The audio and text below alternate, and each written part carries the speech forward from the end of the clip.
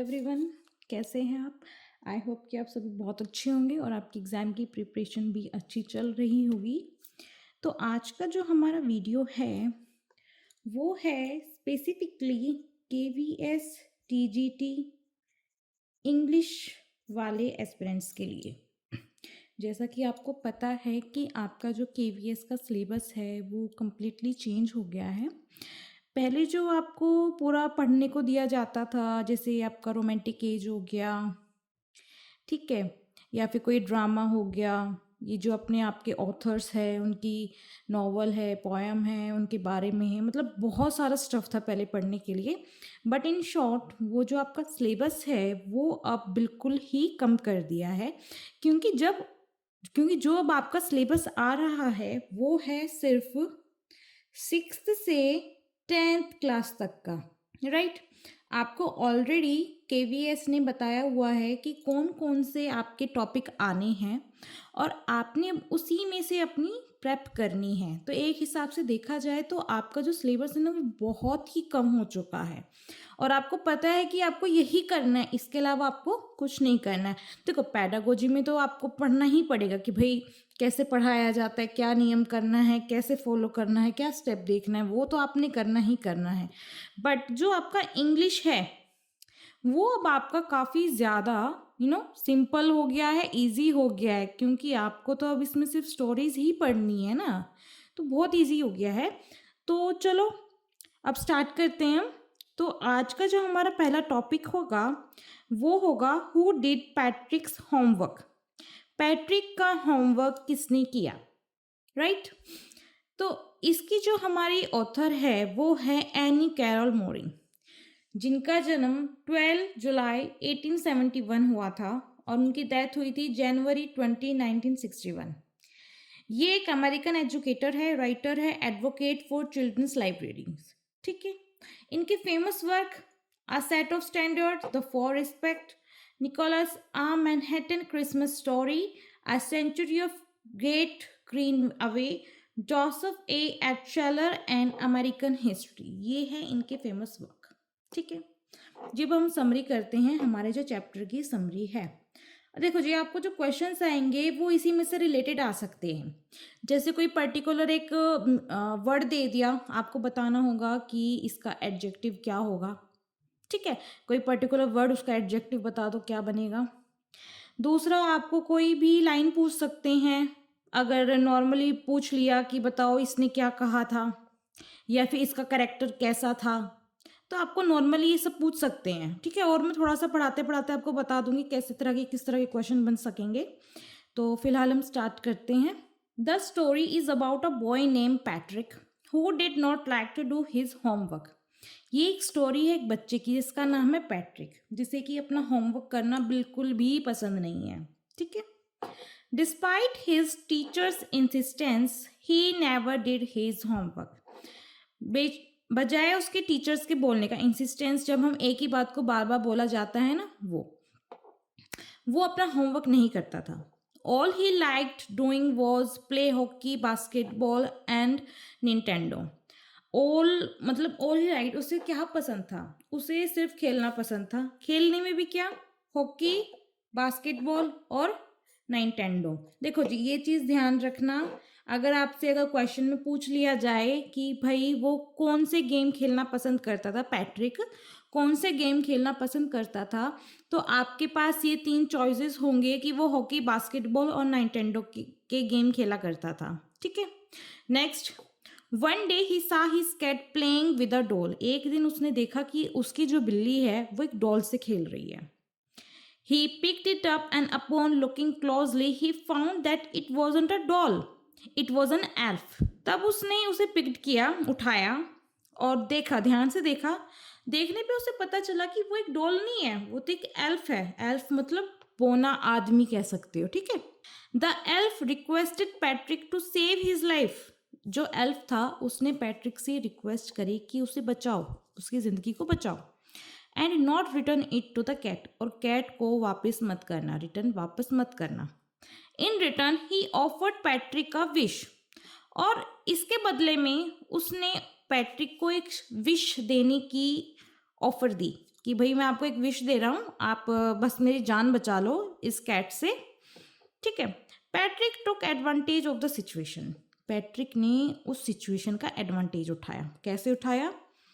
asked the elf to do his homework till the end of the semester, which was 35 days long. उसने elf से कहा, Patrick ने situation का advantage लेते हुए एल्फ से ये विश मांगी कि आप मेरा ना 35 डे लॉन्ग का जो सेमेस्टर है उसका सारा होमवर्क आप करोगे। Patrick told the elf that if he did a good job he may be able to get an A as well. Patrick ने एल्फ से कहा, अगर तुम अच्छी जॉब करोगे, अगर तुम मेरा सारा का सारा होमवर्क अच्छे से करोगे तो मुझे ए मिल जाएगा पेपर में, ठीक है।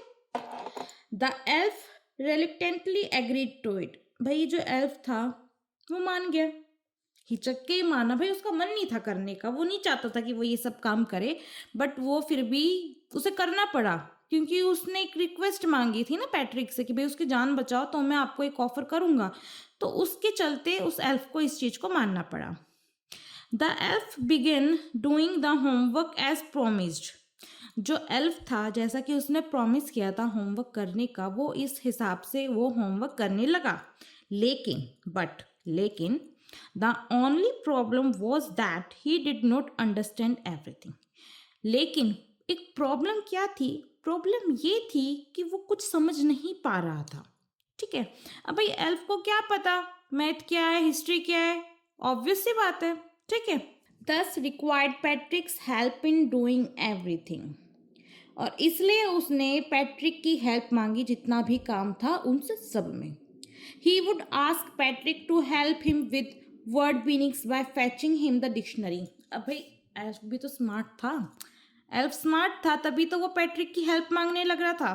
पैट्रिक को ऑर्डर दे रहा था वो कि भाई तुम जाओ, ये मैंने कुछ वर्ड्स दिए, ये डिक्शनरी में से ढूंढ के लेके आओ। But would eventually tell Patrick to look up the word and read it out loud letter by letter. और वो पैट्रिक को देख के बोलता कि ये वर्ड है, इसको तेज तेज पढ़ो और मुझे बाय लेटर बताओ।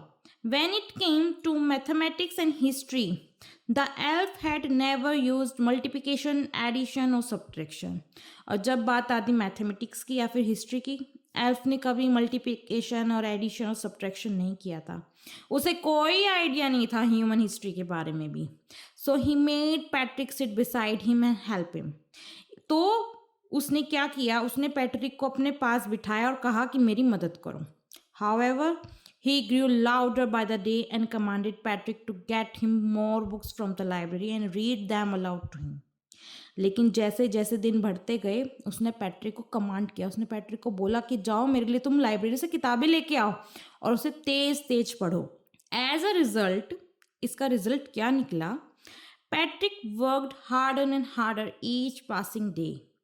और इसका रिजल्ट ये निकलता है कि जो पैट्रिक है वो जैसे जैसे दिन बीतता जा रहा था वैसे वैसे और हार्ड वर्क करता जा रहा था।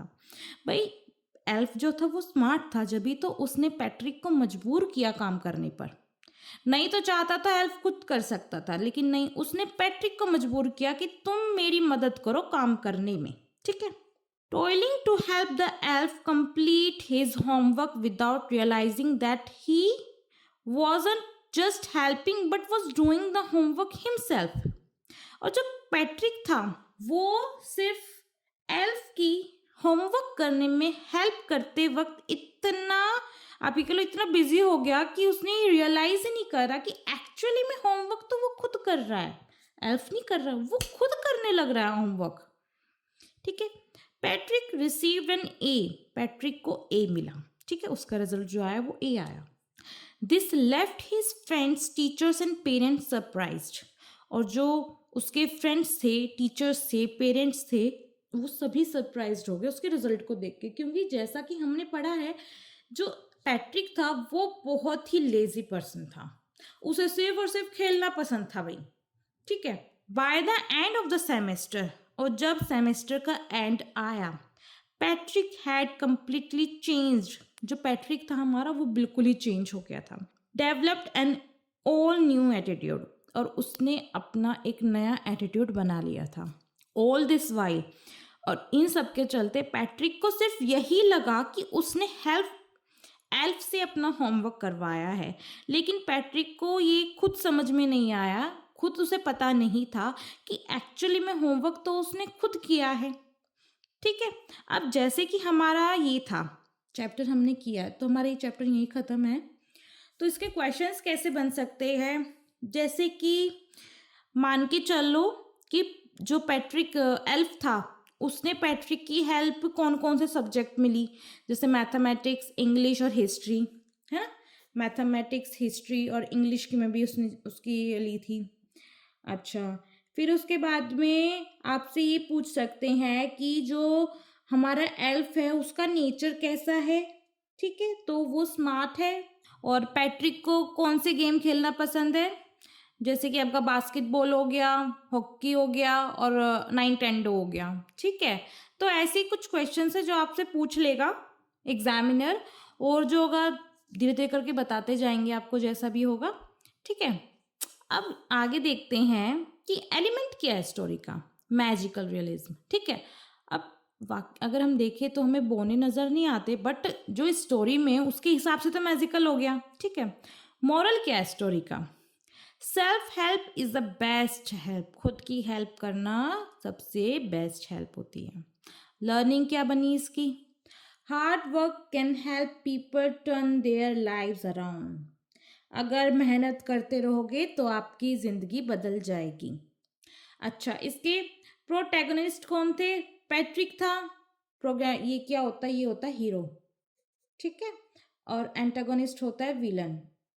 ठीक है, अब इसमें एंटागोनिस्ट तो कोई था नहीं, तो नन आ गया वो।